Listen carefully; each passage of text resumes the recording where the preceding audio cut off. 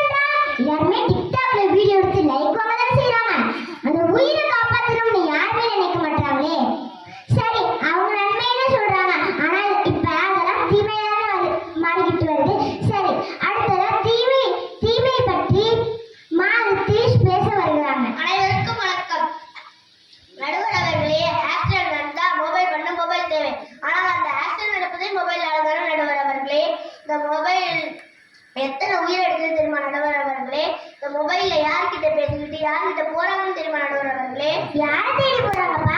யமன் கிட்ட பேசிக்கிட்டு யமனை தேடி போறாங்க நடுவர் அவர்களே. ஓ, நேரா யமன் கிட்டே கான்டாக்ட் பண்ணிடுவாங்களோ? நான் அப்படி சொல்ல வரல நடுவர் அவர்களே, அவங்களுக்கு வர ஆபத்தை பற்றி சொல்றேன்.